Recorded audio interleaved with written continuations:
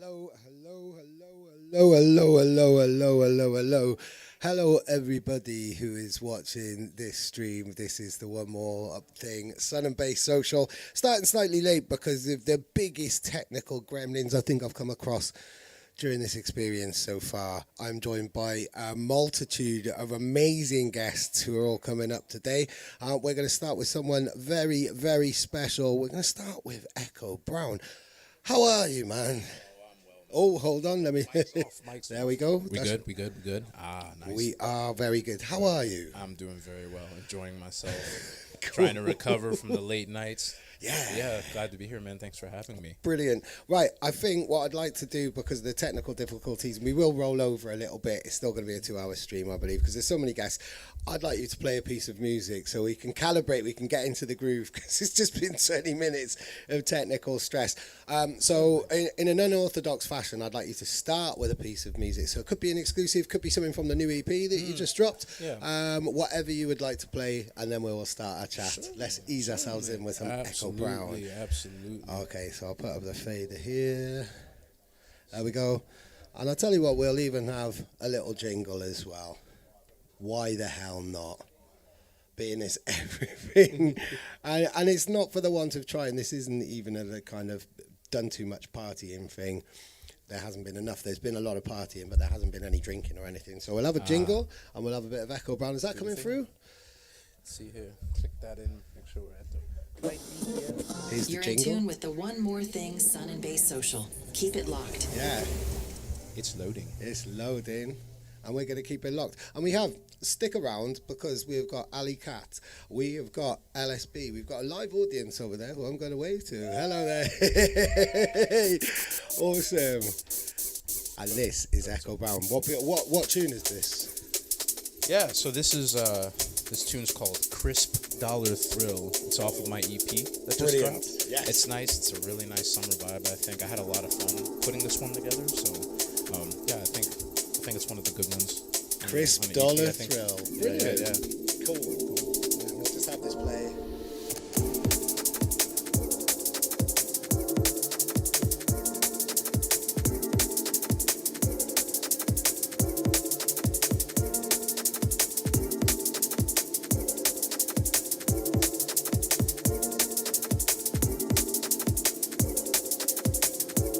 And thank you everybody in the chat, like get your questions in and stuff like that. We will ease ourselves into this stream. And yeah, I guess that's the Sardinian way really. Like, yeah, we're definitely streaming. I'm getting the signs that all of this is working and stuff. So yeah, if you have any questions for any of the amazing artists that I'll be interviewing, then please hit us up on any of the chats that you're watching on. We are live on Sun and Base Facebook, One More Thing YouTube, and One More Thing Twitch as well. Big up the Twitch community. Thank you for having me, because this is very, very new. And there's quite a lot of you following already. It's amazing. Crisp Dollar Thrill.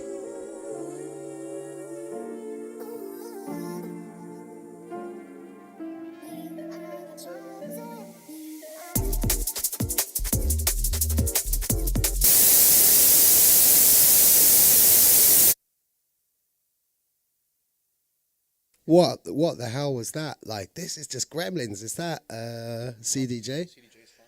The CDJ's fine. Whoa, that's not fine. Oh my gosh. This is going to go on a blooper reel or two. Like, I really hope that people are going to stick with us. So we're going to, I think, would you like to look into that then while we carry on the interview? Or is this going to be, because it's not. So look, we've got something, right, so that's working on that one. This is live content. This is really enjoyable entertainment. What on earth happened then? That was really weird.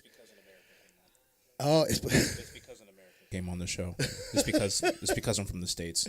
Just ruined it. We ruined everything. You've Sorry. cursed us.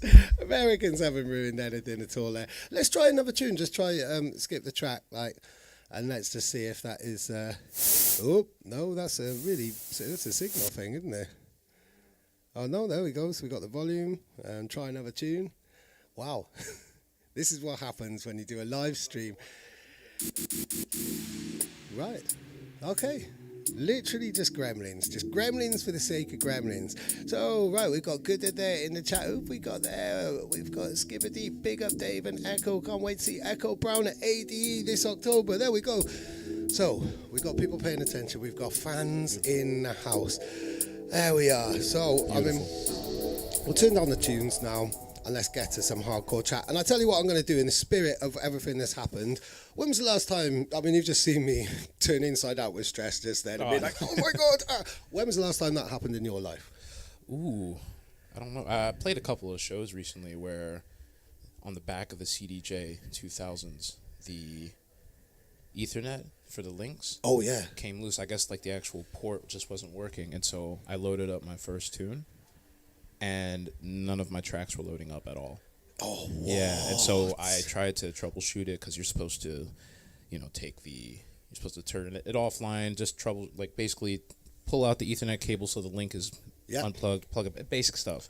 But at the time, I did not know about that. I just recently had it happen, and I was able to fix it with all issues. But that CDJ 2000 Nexus that has a very loose Ethernet port. Yeah, so I had to use someone else's USB for the whole show. Oh, their own tunes. That's like wearing somebody else's pants. Yeah, it felt very weird. I didn't want to say,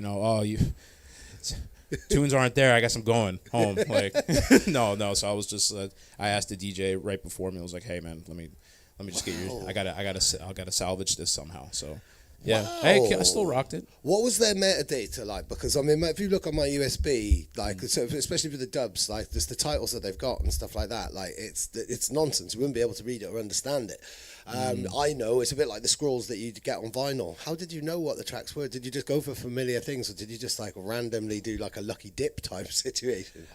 So thankfully, a lot of DJs have, we like to have playlists of stuff. Yeah. So I was able to go through and kind of see, like, all right, 2024 Soulful Liquid. Oh, okay, great. That's where I'm probably going to be at for this show. And it was easy. Yeah. Okay, so that was a really organized DJ then. Could I ask who it was? Is it a known DJ who you Oh my God. I feel really terrible about this. I forgot his name, but he's out of Austin, Texas. He was like one of the openers for the show. He was awesome. Really cool dude. Shouts to Marco Luna with God, it's in Austin, Texas. It's dope. I forgot the name of the. Oh, that's okay. I do that all of the time, and it's when you're on the pressure and stuff like that. Then like you're guaranteed to forget names and stuff. He knows. Like he knows. I say it with love, though. He knows. Yeah, and he's a very, very organized DJ to have things in those USBs. So that is the situation. Like you've got a crowd in front of you. You want the world to swallow you up, don't you? And you do. Like you're just thinking, oh my God, but you've just got to deal with it, haven't you? Just got to deal with it. Just got to move on. Try to work the problem. Yeah. And I saw you, this is a nice cheesy segue now, I saw you work the crowd at Amber Night, man. Like, how was that? Lovely. This isn't your first on the bass, is it? No, I played last year too. Yeah, that was fun. Last year I was a little scared. I was nervous. You could tell because I was just face down, just like just not looking up every now and again. Yeah, just like. I think it was the biggest crowd I played to at that time, and this year I was just like, I know it was going to be a good time, so I was working on 2 hours of sleep and no food, and was like, I'm gonna make this as lively as I can. Wow! So literally like off the plane, bang, bang, bang. Yeah. Wow. And then the rest of it is just holiday time now. We've got a legend in the house. You can't see this camera, bro. Oh, whoa. Wow, we've got one of the biggest legends of legends. He's walking right over towards us. Like, got jumping Jack Frost in the house. How you doing, man? Yeah. Easy. We're streaming live. Come round, right? This is live content. So just minutes ago, we couldn't even get the stream working. We were having a nightmare. Hi, guys. Now we've got like one of the pioneers on the stream. Let me turn up your mic. There we go. Is that? There we are. What's cracking? Yeah, there we go. What's up? Yeah. Oh, everything is up. Like, I've just been stressed out to the max. I'll tell you something. I've just been speaking to these, our friends here, and they just told me about the work that you guys do, and I thought, and I just came over to have a look. So go on. How long are you? Right, let's do some live negotiating now on a stream. Are you up for having an interview on this? Like, we're busy today, but how long are you here for? I'm here till Friday. Friday. So how about like Thursday? We've got Fab and Groove and Seba and Paradox on that's no Thursday. problem. I'm sure we could do that. Yeah, go on. There we go. So this is a reason to keep it locked. Yeah. We're going to jump in Jack Frost on the stream on Thursday. There we go. Are you having a good Sun and Bass? I'm really enjoying it, man. Do you know what I mean? I'm really enjoying it. It's nice. My mum recently passed away, like about in June.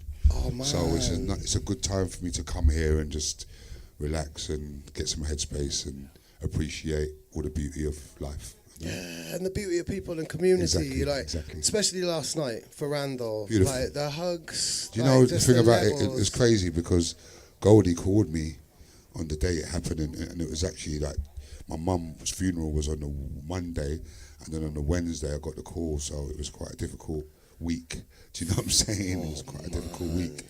But, you know, we have to celebrate. That's why last night was beautiful, you know. It really was. Yeah. It was one of the best parties I think I've It was really good. It ever was been just to. really, it was really fitting. Yeah. Like everything, the music, the choice of DJs. The MCs. I think it was just everything was just fitting for the great man. Yeah, definitely. Listen, I'm going to leave you Watching guys to now. it, and I'll see you on Thursday, right? or something. Yeah. Thursday on a heavy emotional note, man. I'm going to give you a hug. Like we got wires everywhere.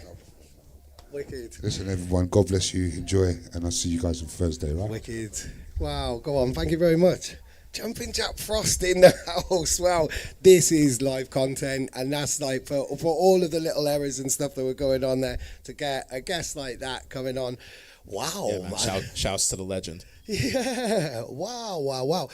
And shouts to you, man. I mean, like you're part of a growing movement of new generation North American artists who are genuinely changing the game. Like, you know, there's how, you know, like what, like you are, like for, you know, you're changing the dialogue that we have between US and UK and Europe and stuff. Like there's a whole league of you across all of the many subgenres and stuff. Like, you know, yourself on a kind of more musical tip, but not completely, you know, like on the North Quarter EP. I think you're showing a lot of new directions and stuff like that, but you're at the forefront. You're the new generation of North American artists. You know, that's the nicest thing someone said to me. Thank you, man. I'm humbled. I'm just glad to be. I feel very lucky to just be a part of this. So, you know, just being able to make music that I love and able to share it with the world, and the fact that people like it. I still struggle with that concept of like, oh wow, people like it. Wow. So, no.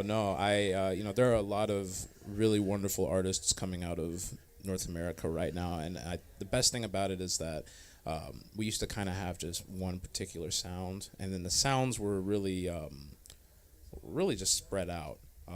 You know, because you would have like the harder neurofunk styles, and you know, you'd have the really awesome you know, soulful liquid stuff, you know, like the legends, you know, Submorphics, Random Movement, Dave Owen, everybody of that nature. We have Flacco, two Flaccos, awesome. Yeah.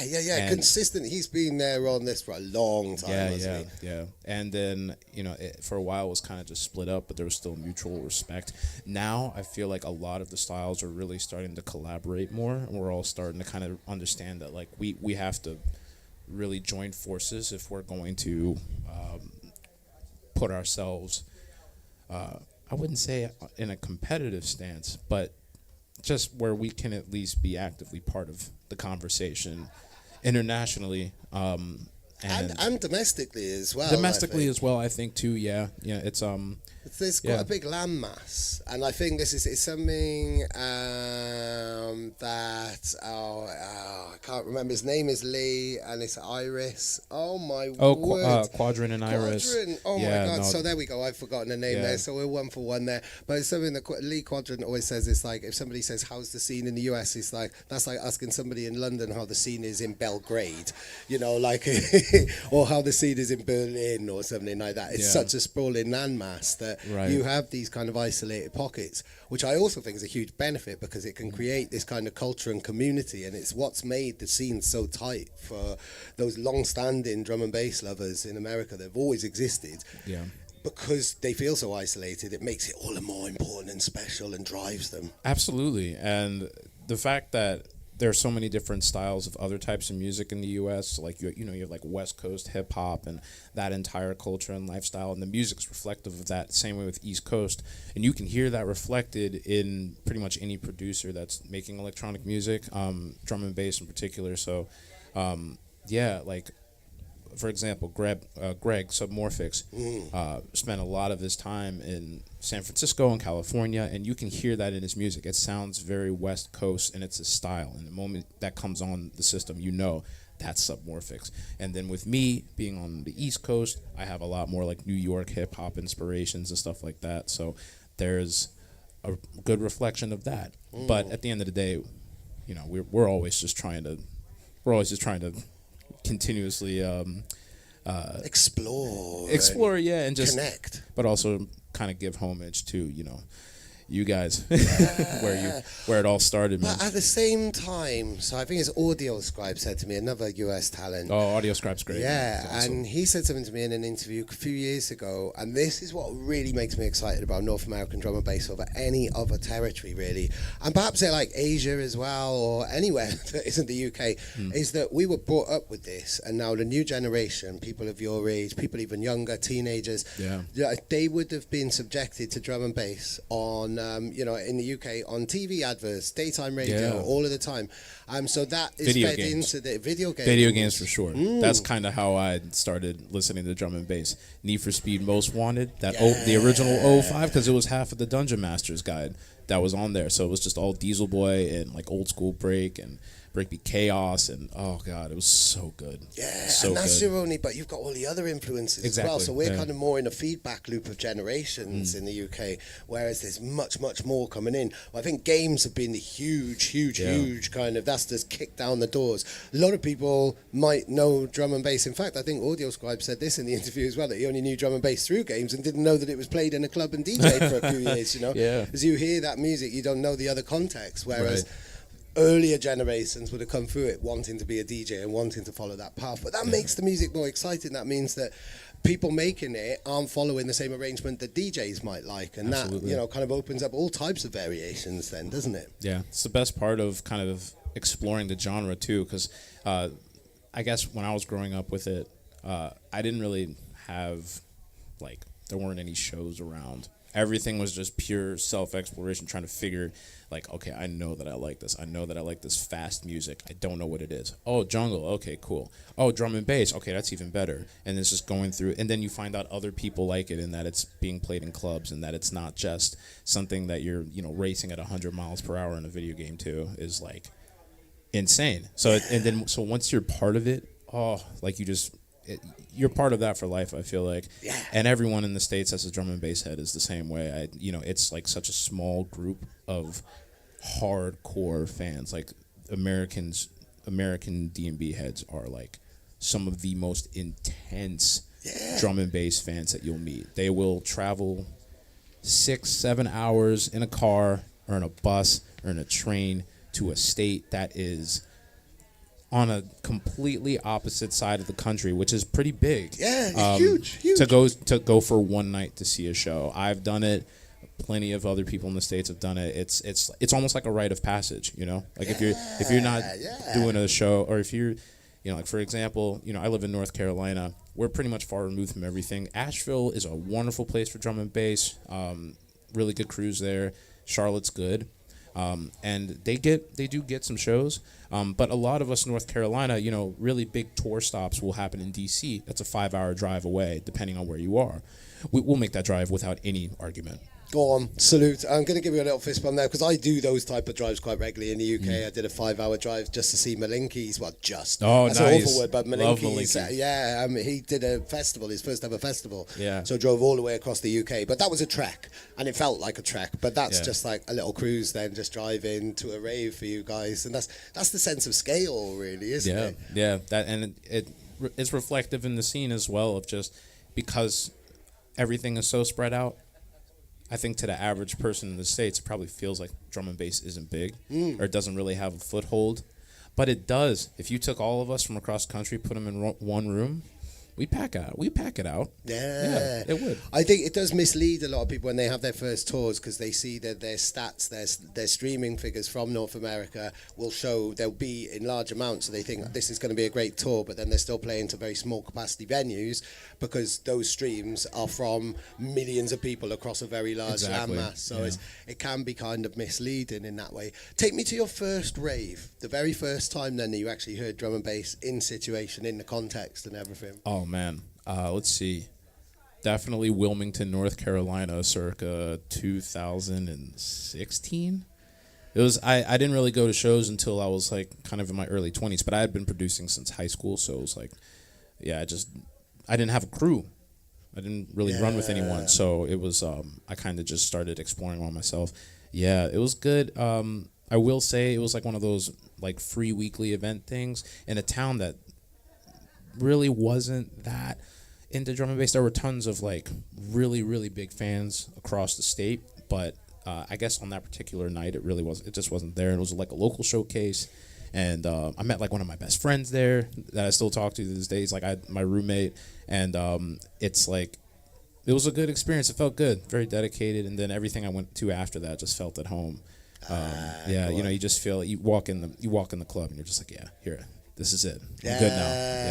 Yeah, definitely. Right. I would like you to play another piece of music. It could be something from the new EP. It could be something that really popped when you played the other night or anything like that. And what I'll do is I'll play a little jingle while you're having a think about that, and then we'll chat about the music. I know exaczly what I'm going to play. Oh, right. Okay. I know exactly you what cue I'm it going to up, play. and I'll cue up a jingle, and then I'm going to have a little look on the chat here. Right, there we go. I've just realised that we're not recording, so I am going to record this as well. There we go, and we're going to do a little jingle. Here we go. The one your more volume's thing, turned up as well. Sun and Bass Social. With Dave Colombo Jenkins and Echo Brown. You are in tune with us. So let's just see where we're at. Everybody says, all right, okay, we got Parsec. Parsec is saying hi.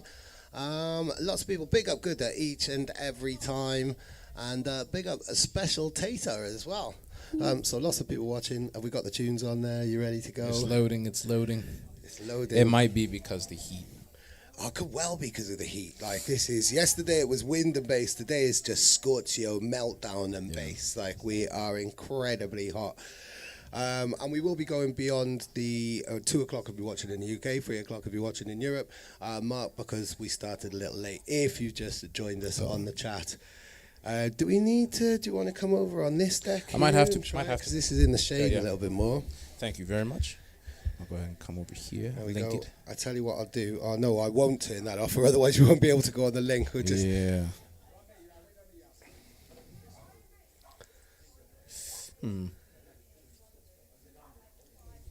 Yeah, because these are quite...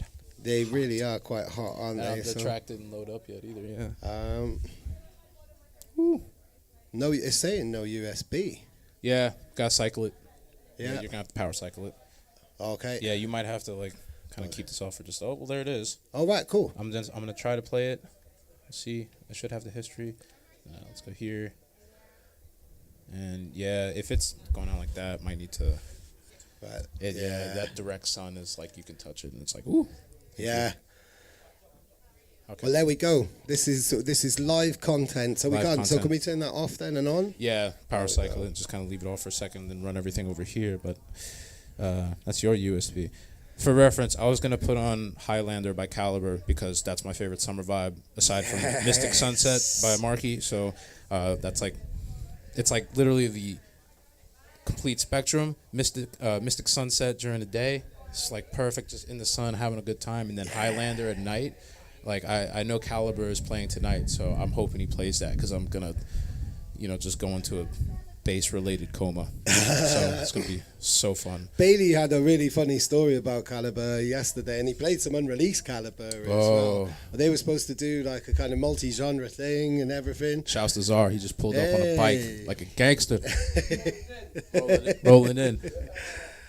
Cool, right, so we've got the tunes on here. It's saying not loaded, but that's because your USB isn't in there. So have you got that? There we go, we'll turn it around. I want to go ahead and put that in. I'm going to just have a little look now, just make sure that everything is rolling on this stream. Terry Miso in the house. Troubleshoot your TV startup while stage managing your DJ. Yeah, I mean, this is live content and stuff, but please bear with us because we get random icons coming through. Okay. It's like the gate at Gatwick, but coming to Sun and Bass. You're just sitting down and like all your favorites just walk by. You're like, oh, yeah. Like, oh snap, there he is. Who was on your plane? So I flew in from Paris because I was in Toulouse for a couple of days. I went to go see the Le Bikini show. Oh wow, how was it? I'd love to go to Le Bikini. Yeah, I mean, it's just one of the best European venues. Hands down, that whole night was jumping, and I mean the lineup was like Waze back to back, Molecular, DLR back to back, SKS, Monty back to back Trail. Shouts to Monty, shouts to 1985. Yeah, no, it was a serious. Oh my God, it was Freaknik back to back, Amos, Minor Forms, Kublai. It was a night, man. Like start to finish. This sounded like a festival lineup, not a club lineup. Like it was a massive lineup, and I think it was the first. It was my introduction to like French drum and bass scenes, and yeah, if that's what the normal is, I might become French. Go on, brilliant, exclusive there. Echo Brown may well relocate, and not just relocate, but completely nationally re-identify as a Frenchman. Oui. Brilliant. Okay, so how's this deck coming up? I think we're good. I think we're good. Hey, look at that sound. There we go. And then I think, so we've got a Highlander now, and then we'll find out what else you are up to, and then we will welcome another guest to the show, then we will welcome Ali Cat. So as this tune is playing, I'll just go and make sure that she knows that she's coming up. Perfect. And I'll just stand here looking whatever.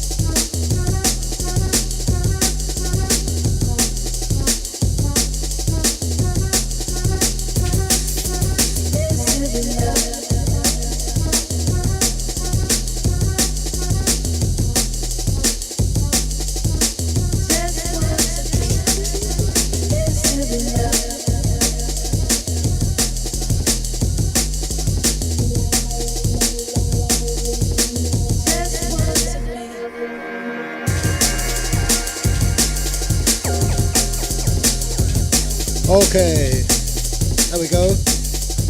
Respect to Caliber. He is playing it on a Sun and Bass, one of two sets. He's also playing a 140 set on the beach. And we are about to welcome another guest. And in fact, we'll have a little crossover here maybe, because there's a North American connection.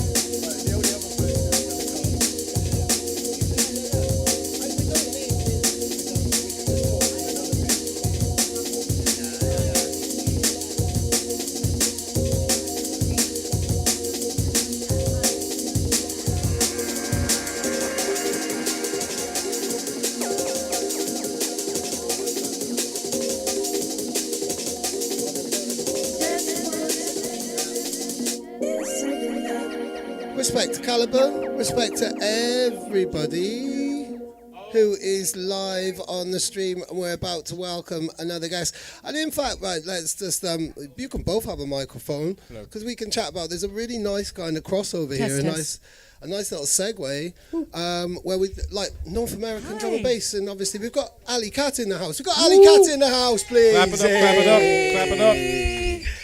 So, I mean, obviously, like, we're talking about North American drum and bass, and you know, I mean, you've come over. I would see you as a UK artist and professional, but you came from North America as well. I'm American by birth, and I'm a California girl. So I started out in San Francisco in the '90s. Wow! So take us back there, the original first wave of kind of drum and bass. Oh yeah, in North America. So I think I went to my first rave in '92 or '93, but it was just, it was just an amazing time for all kinds of electronic music in the 90s, and we had trip hop, and we had so much West Coast like hip hop and stuff like the Far Side and DJ Shadow and all kinds of stuff. But we had a very healthy, amazing electronic music scene in San Francisco, and I was just a fan basically.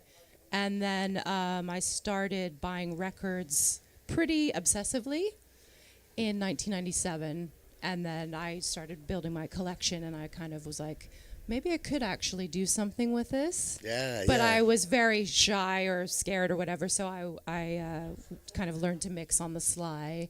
Oh right, because of the boys' club thing and men dominating it, or just more just like exploring I think personally? it's just like probably self-doubt and like I'm not going to tell, because then I did have a lot of friends that were DJs and stuff, and I think I just wanted to get to a point where I could feel a little bit more confident, and then, but sort of by the end of the year, I was DJing, playing out, and stuff like that.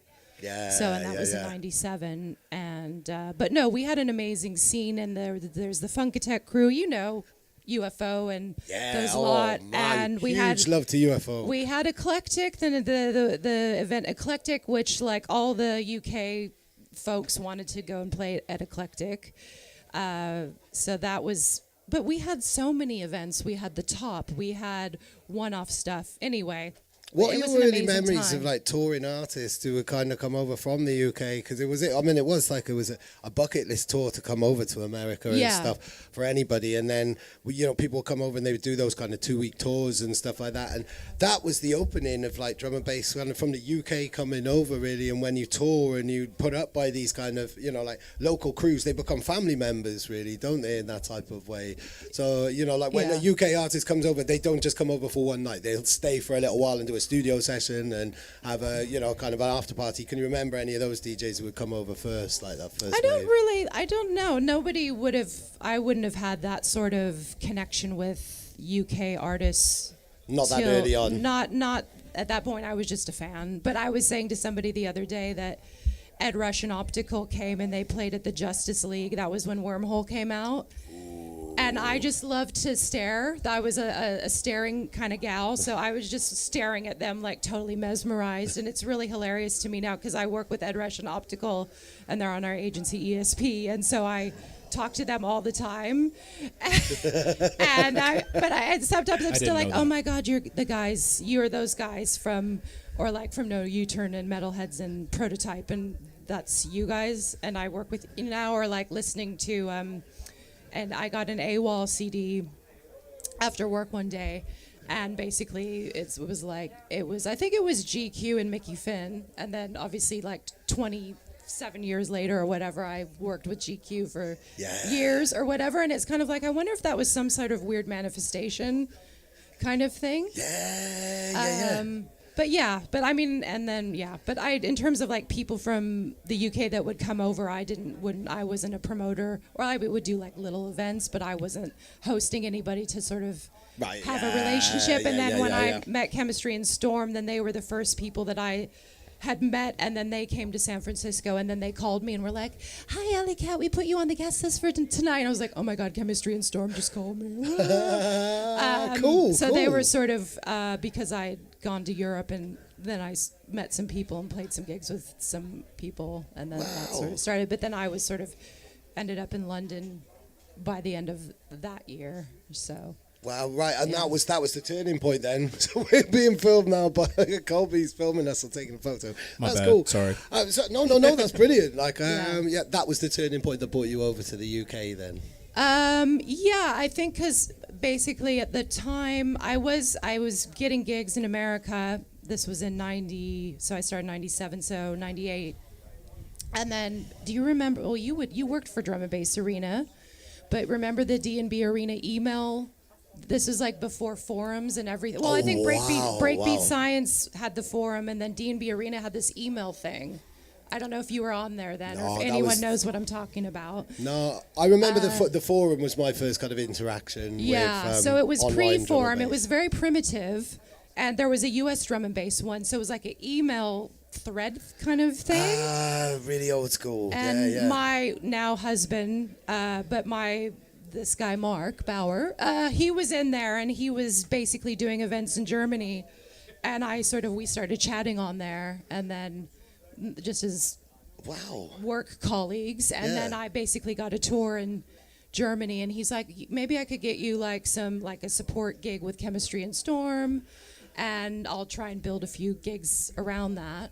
And then that was sort of like, and then so I flew to Germany, never been to Europe in my life, and met Mark and did these shows with Chemistry and Storm. I played at a rave with Shy FX and Rage as well, like one of the big, it was either Mannheim or Heidelberg. I was so nervous, and like a gig in Stuttgart as well, so I had this amazing thing. And then after that I was kind of like, I really want to try and go for it. Yeah. And then Mark was moving to London himself, so we kind of shacked up and all that good stuff. But so drum and bass brought you together. The whole kind of this culture, this movement, and everything brought you guys together in that type of way. And we keep hearing these stories, and I want to bring you into this conversation as well. First of all, would forums even have kind of come like that's a very antiquated word, isn't it, really, or platform in terms of how drum and bass has kind of spread and communicated. Were you aware of forums or anything, being a new generation artist? Oh no, I mean I was aware, but much later. Much later. When I got into drum and bass, it was just it was just Napster. Oh, interesting. That is it. I didn't actually have I definitely wasn't on the email list. I don't think I had my own computer at that point. I think I was like, what year was that? 98. Yeah, I was like 5, so okay. I don't think I was allowed to have an email account. That would have been dope. I would have listened to it though if I could. It's No, it's. I mean, I have a lot of friends back home that are they were definitely around for that. Definitely part of that. So I think in North Carolina, the big forum that was there was NC Strength. Because there was a while where Raleigh, Charlotte, Wilmington were like one of the big tour stops in North Carolina for a lot of artists. Yeah, so I played there, and I think I played in Raleigh and Charlotte. Nice. from my long time ago. But Yeah. It's there. great. It's still going. A lot of those guys are still doing drum and bass shows, and they're killing it, man. Shouts to NC Strength. Shouts to everyone out That's there. cool, and that's evidence of kind of strength in numbers and a community in that type of way, really. I mean, forums were a strange old beast, weren't they? Yeah. Really, just as toxic as social media now, It's, really. yeah, looking I back. mean, yeah, there was a lot of drama. So we had the Breakbeat Science one, and then obviously Dogs on Acid came after that. But the Breakbeat Science one was the first one, I think. I think that was kind of. the drum and bass. That was the breakbeat.co.uk. That's drum and bass arena, the yellow one. Because I think they were one of the first players. Where a load of people. There's even famously, there's Tice asking what Reese bassline is, and that comment, that question.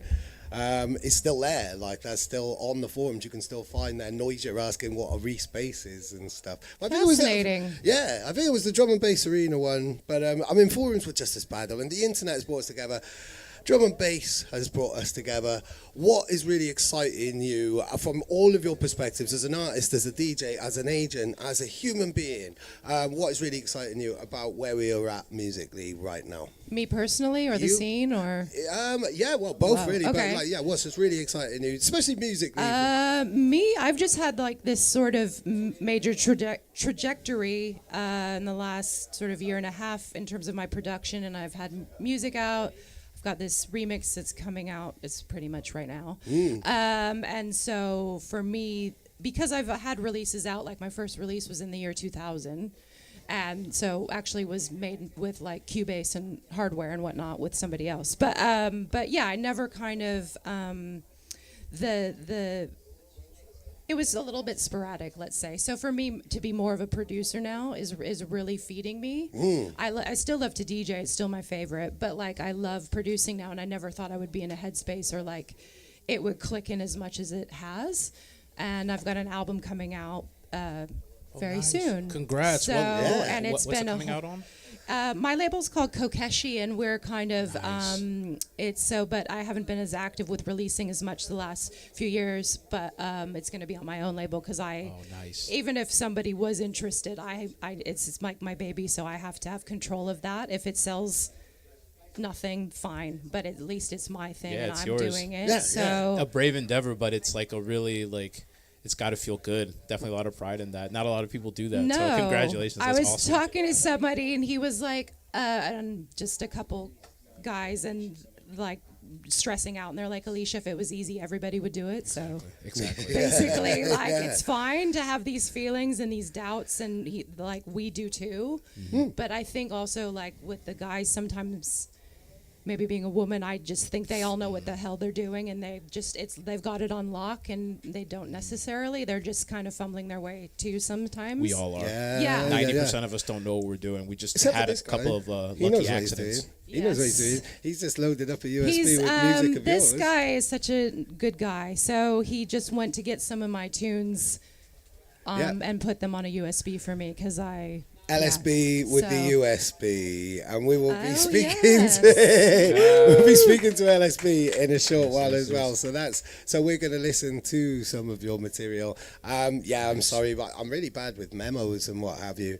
And asking people to bring stuff. Like you Great. only just had your USB when I checked, when I bumped into you randomly. You were headed I've to another learned. venue. I've learned to be prepared. Yeah. You need to be. You really need to be. Yeah. I'm still learning to be prepared. With that being said, I brought my camera, and guess what wasn't in my camera? The SD card. I was out here taking photos and videos, and was like, oh yeah, this is going to be great. And then looking at the nice little thing that was glared out by the sun that says no card. So love that. Classic. Wonderful. Brilliant. I mean, you might have missed this, but the first 20 minutes of this stream wasn't 20 minutes of stream. It was just 20 minutes of absolute stress for me.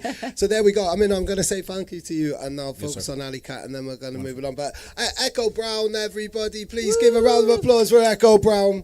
Thank you so everybody. much. Thank you. Hey. Oh right. Oh, and actually, we have some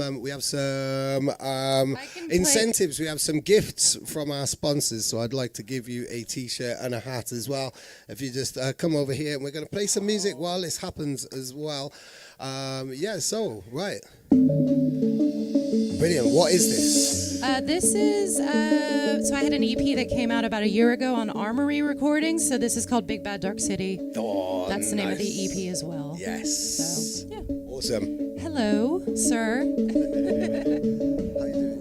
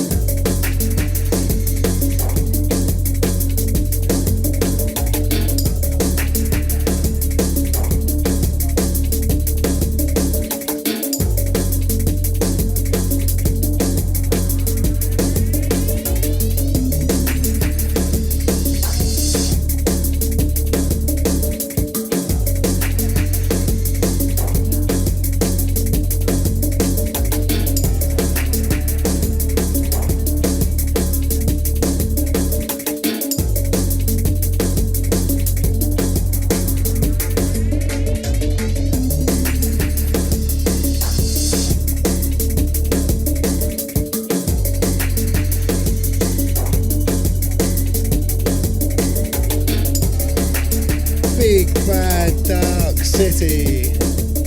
Amazing. So this is really kind of reflective of your production journey then, kind of where you're at in the build-up to your album, because the album came about in a different set of circumstances, didn't it? The album that you've got coming out is like another body of work. Right, and we talked about this a year ago, and I think I thought it would have come out sooner, but that's okay. But basically, yeah, it's more dubstep leaning, and if anybody has followed Kokeshi's journey, we did a lot of sort of dubstep or future garage type releases with the likes of Lung, yes, who is just a precious angel, Kinesi, aka Nanobite, aka different aliases, also from Wales. We have a big Welsh connection.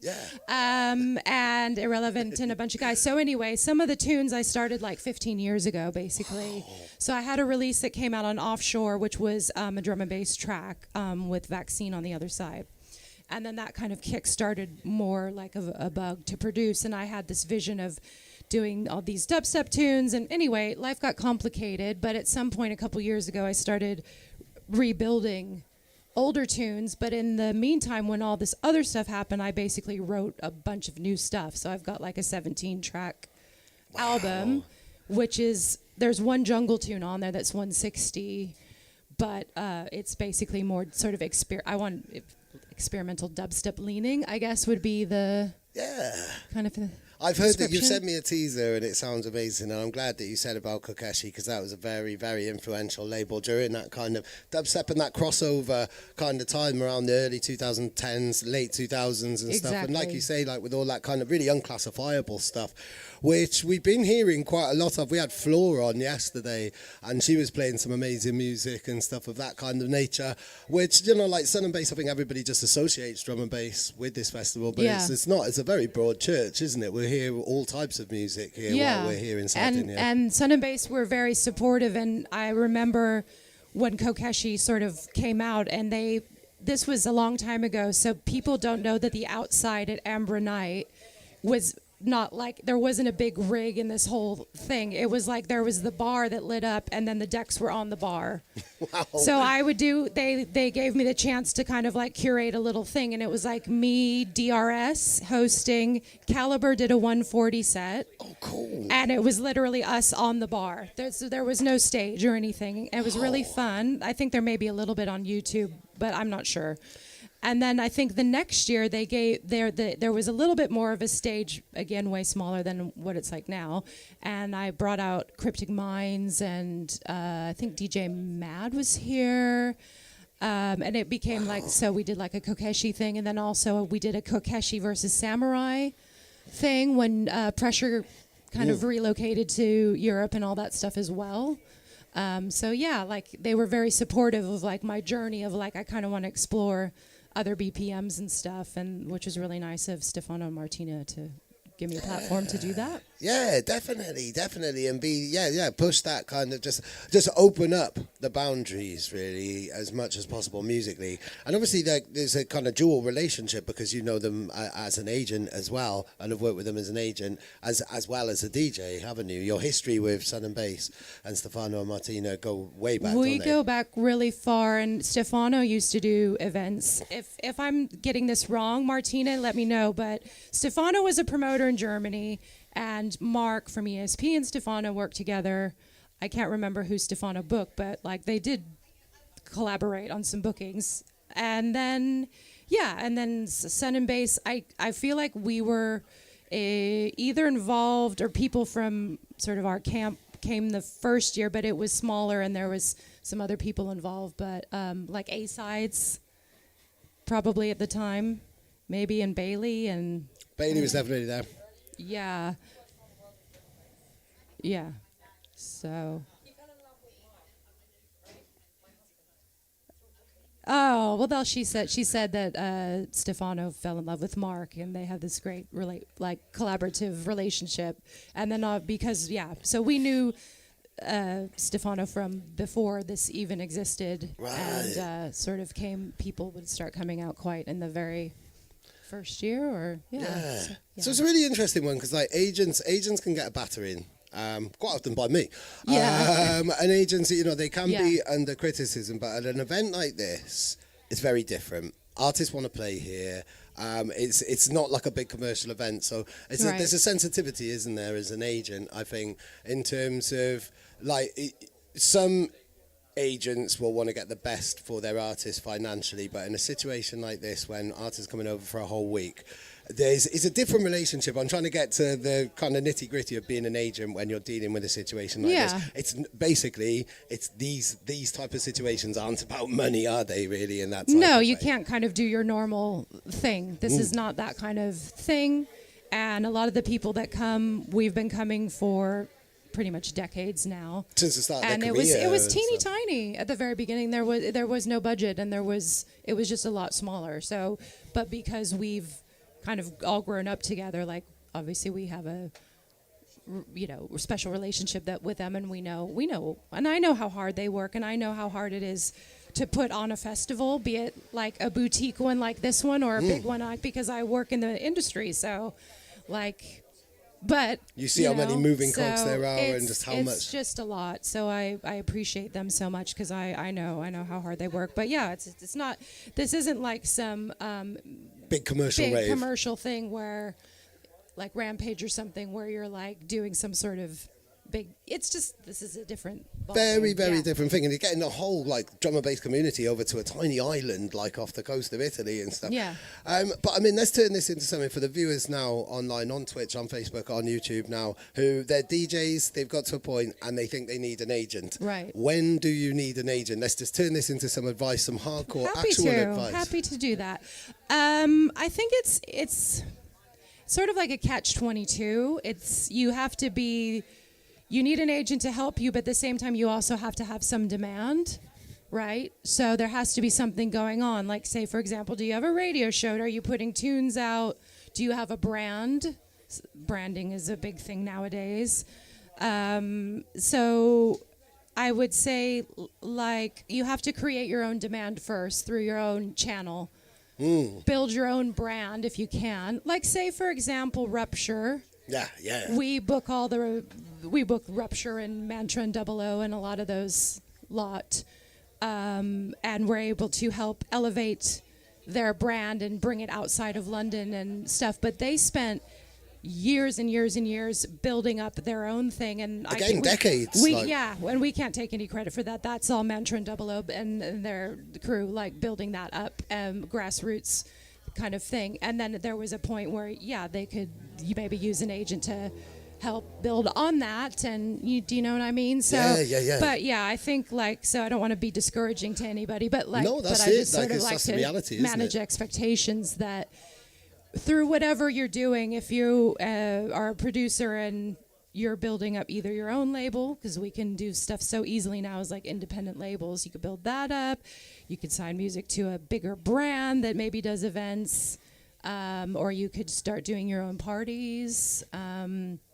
I don't. And how would they get in touch with you? How would they get in touch with you? What is it? Or do you wait? Is it don't call us, we'll call you type of scenario? I mean, we get sometimes like emails through the website, or people will kind of once in a while someone will like cold call, but that's very rare nowadays. We'll send you a demo CD. Oh, that's You'll be getting very even old school. ooh, that's fun. But no, like people can email the website or whatever, and like. Obviously, if we're in, but generally, I think because we've been around a long time and we're kind of a fairly big agency now, that usually the people that we take on are already probably established and maybe have an agent already. And there's a bit of a musical chairs kind of thing where people are with us and then they'll go someone else, or it's sort of people move around a little bit. So that tends to be. Kind of, we kind of people will. We don't. I don't know. Sounds sort of arrogant, but we don't chase after people necessarily. No. It's just like whatever we might have a connection with somebody, or I already know them, or they're like, I'm interested in working with you guys. But it's really important to us as a business that people. Hopefully know who we are and like respect us and like are enthusiastic about working with us. So that has to. You have to find artists that are like, ooh, we dig what you do and we want to collaborate with you kind of thing. Yeah, definitely. I mean, we're going to welcome the next guest. We'll have a bit of a crossover as well. Oh, this guy. Well, and he and I also have a very... I was going to say, have you worked with each other? We've known each other a long time, and we also live near each other. But, testing. Say something. Hello. Hey, it's Dom and Roland. So I met Dom through this. There was a label called Skunk Rock Productions. Mark from ESP and a couple other guys had. Right. Oh, years and years. And Dom did a remix for them. Anyway, we go back like 25 years, basically. That's not completely the correct story, but we'll go with that. It's not? Oh. No. Oh. I remember Mark was my agent for a long time, and then I remember the first time I met you was in Germany, and I think he'd booked you. Is that correct? What year? 99? Oh, I have no idea. That was way long. Yeah, long that time was ago. around the Skunk Rock time as well. I think Skunk Rock came after that. No, Skunk Rock was like, that was with my journey, the very beginning, with Daniel and those guys, and that was, I think they started in 97. Oh, well, I'm corrected. Yeah. But Mark would do his own events, but he'd also book like a lot of the UK guys to Germany and Switzerland and Austria, and so like maybe if Dom would get booked at one of Mark's own parties, then he would get Dom a booking at some other I do remember staying at event. Mark's house. Yeah, Like Mark's mum's house. A lot. Yeah. Was And Germany the first kind of international country that you played in then? Because it seems to be for quite a lot of DJs. My first international gig was New York. New York. Yeah. Way. Okay. And that was the North American connection again. Sorry. Well, we've been talking about North American drum and bass quite a lot on the stream. Oh, okay, right. Yeah. Yeah. New York. How did that happen? New York. That was. I mean, it was all sort of the early days. I think I just signed to Moving Shadow. Maybe in 94, 95. And Doc Scott's girlfriend, who was my first agent, well, she approached me and said, "Do you want to do some gigs?" And I said, "Yeah, okay, that sounds fun," because I was just a bedroom producer at this point. And she goes, "Okay, well, I'll get you some gigs." And I got a phone call from her, because back then everything was, there was no text or phone. Everything was a phone call. She was like, "How about New York?" And I was like, "Wow, okay." So that was my first gig. Wow. I mean, this is like you just said 94 then, like, so that's, No, that you would have been super 96, I young, think. right? But you Yeah. still like, you know, you would have been late teens, early 20s then? Yeah, really young, 17, 18, I think I started. Wow, and you're already flying out to New York. That must have felt like... It was nuts. I Yeah. was in a sort of house with 3 other sort of people from school that didn't have any money, like I didn't. And then suddenly I was thrust into this sort of world of getting big label advances and being flown to places and being asked, given clothes by, I don't know, Diesel and DKNY, and Wow. it was really weird. I mean, it was, back then it was a big... There was a lot more money big floating scene. around back then, wasn't there? There was a lot of money flowing around, yeah. So it was really weird. And then I come back to my flat in London, and everyone would be sort of looking at me. And then I'd go away again. I'd come back. They'd all be wearing the clothes that I'd brought back. What? Had they stolen it out of your wardrobe while you were away, or they were copying? Yeah. They were stealing your clothes. They take my clothes out of my wardrobe, come back. They're all sitting in the lounge in like DKNY and They're like, oh, I'm Nautica. Dom and Roland. No, it wasn't like that. No way. Just nice clothes. They didn't have any. Oh, wow. Go on, that's mad. What's your relationship with Sun and Bass? You were at very, very early ones. I've learned from yesterday not to say you were at the first, because sometimes I'm wrong. I can't actually remember the first one I came to.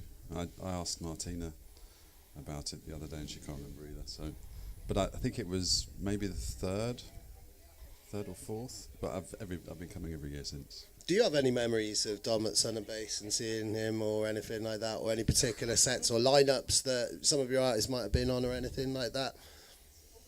I mean, the early years, it was just a lot smaller. I don't totally remember any sets because it was like almost 20 years ago. More than that, it was 25 years ago. wasn't Yeah, it was just so I don't totally remember 30 years ago. anything.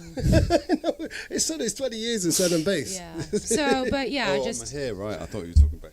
yeah, no, everything, at Sun and yeah. Bass. Sun and Bass. So right, yeah.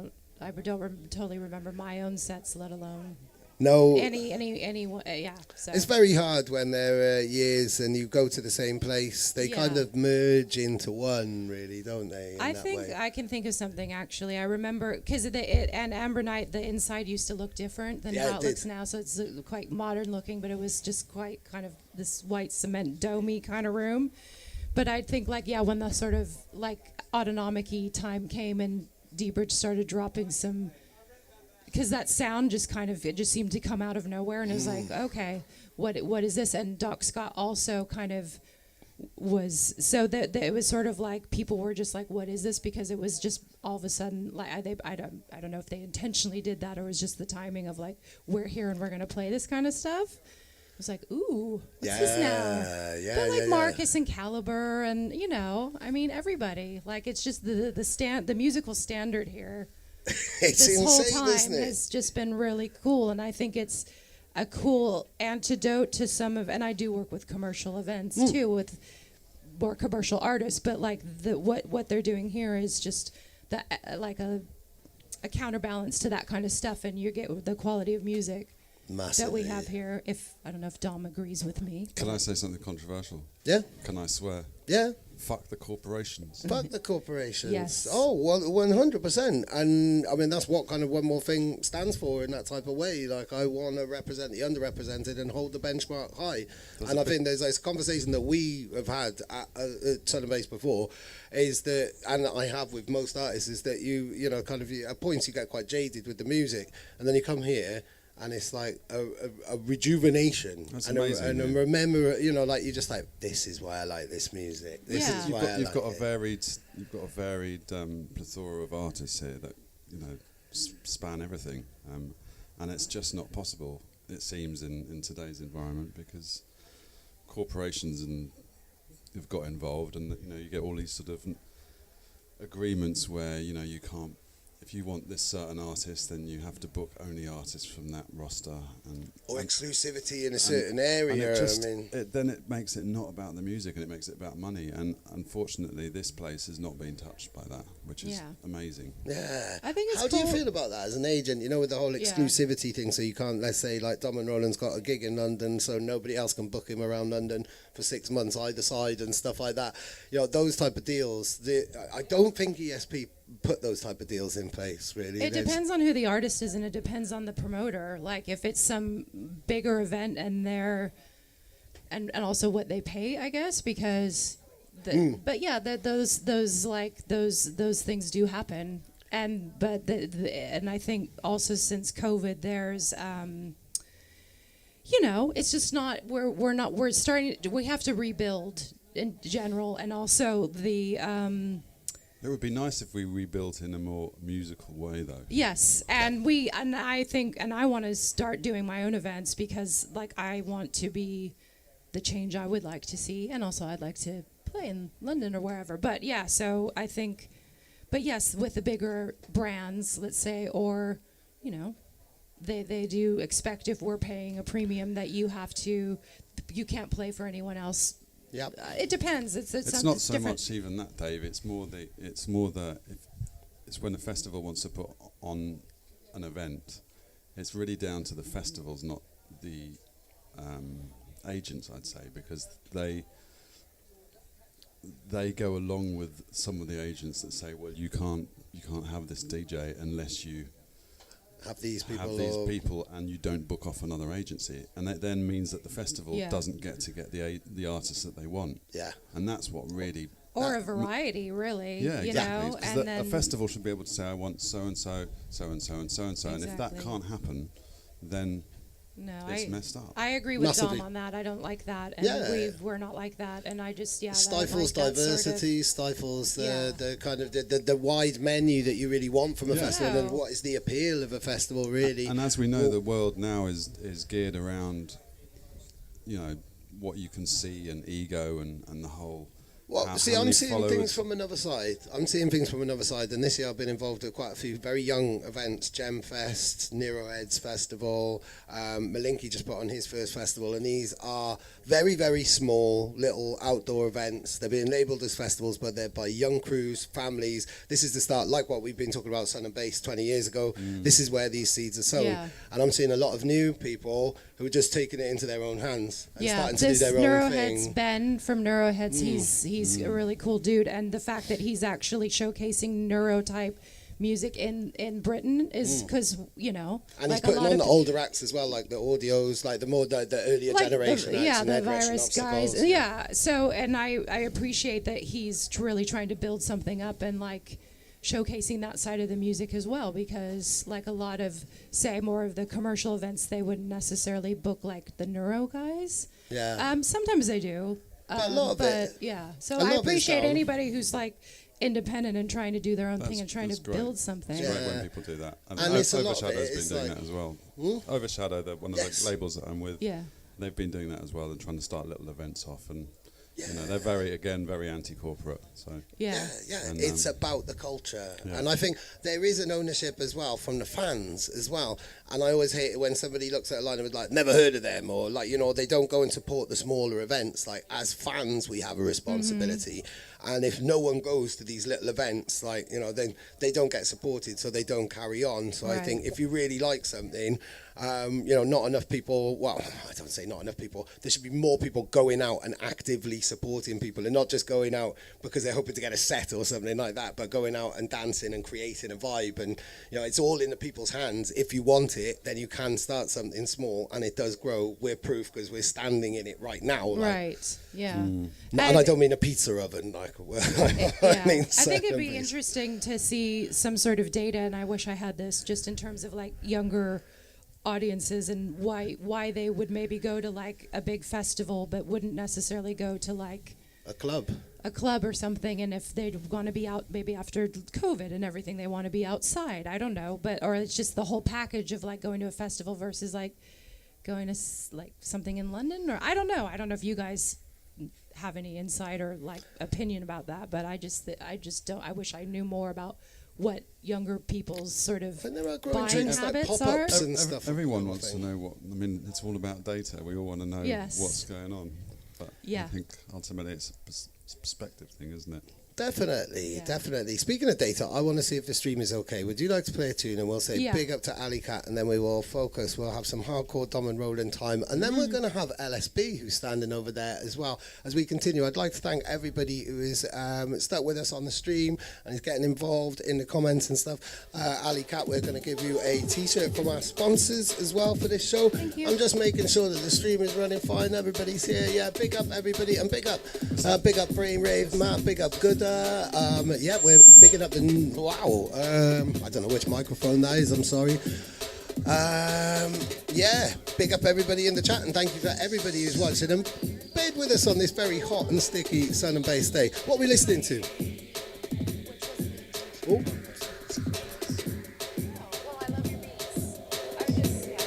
Okay, what is this? Yeah, hi. This is Construction Tune, so this also came out on my Armory EP a year ago. But yeah, Dom was just asking me about it. But and I like he's this a one. big influence Yeah. of mine. And This he's is- making some killer tunes of late, by the way, which I play a lot. Like I've got my Cool FM show and stuff. So, but I'll let you guys get on anyway. So, Construction Tune. Cool. Let's have a round of applause for Ali Cat, people. Lots of round of applause. Thank you very much, Ali Cat. We've got a T-shirt and a hat for you right in that suitcase there.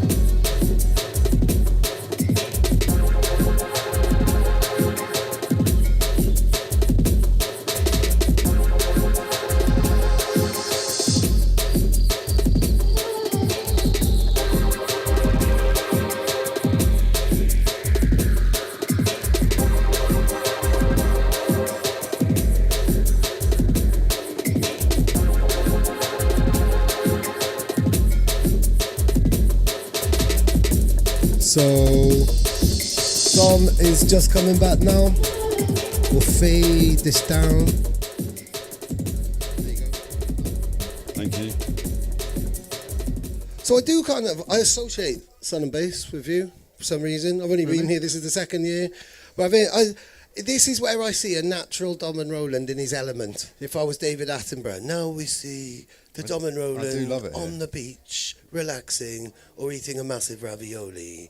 I just see you enjoying yourself. I don't really see you, we don't hang out socially. We live miles away from each other, but we like to see each other when we see each other. And this is where I see you socially, so I don't know if that's why I associate this with you, but I mean, you were up on the stage raving and tributed Randall last night. Isn't this your first year? Second. Second. Yeah, 2018 I came, but I can't afford to come. You know, I've got to wait until I'm invited to come and work here. Yeah, I mean, I do love this place, and I do feel very at home here.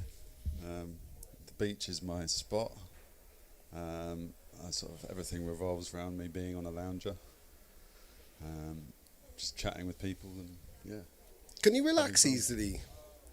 Yeah, I find it quite easy to relax. I don't. See? No, I can Give tell. me some tips. Give me some. Give me some tips on how to relax. Breathe. What's that? Just breathe a bit, and just stop talking. Can't help it. I literally can't help it. I was telling myself to stop talking while I was recording Vision Radio earlier on. No, I don't. It's a some people nervous find that- energy. I don't. Yeah, literally, Well, the I'm doing it breathing now. helps. Doing The it now. breathing helps with that. I can breathe through my nose. Yeah. I'm not showing off. We all can. Yeah. But how do you clear your mind? Like, I'm just asking you. I'm not asking for advice now. How does a Dom and Roland clear their mind?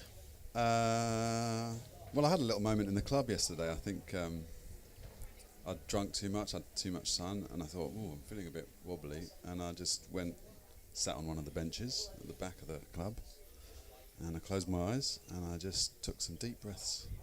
Do you meditate? I have done, yeah. I wouldn't say I'm an expert, but I do meditate. Yeah, I actually got quite into meditating a couple of years ago. I got the Headspace app. Oh, right, okay. And that helped a lot. But ultimately, you don't need an app. You really just have to shut your eyes and turn off your thoughts. Because that's the key, isn't it? No chance. You have to look at your thoughts from an outside perspective and then think, these are not me. This is some machine that's going on in my head. And then the only thing you concentrate about is breathing.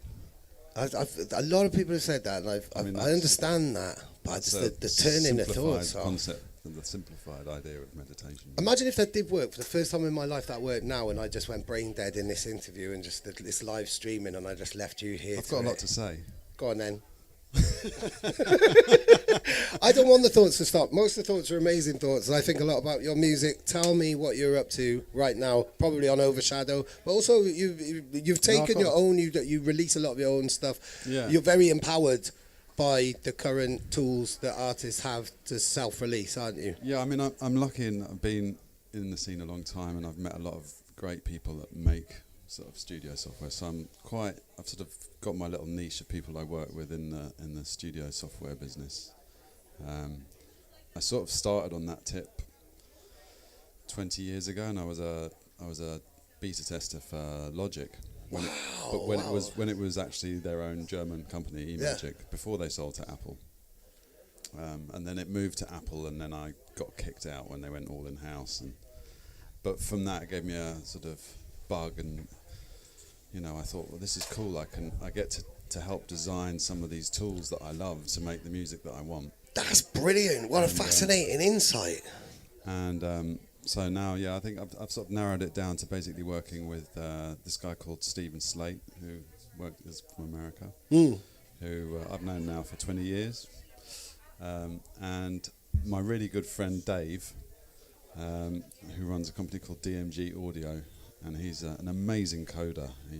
He's worked for all the plugin companies, and I think he's currently working on Serum 2, which, if you know anything about, I know about Serum. Synths, yeah, it's humongous, quite a big deal.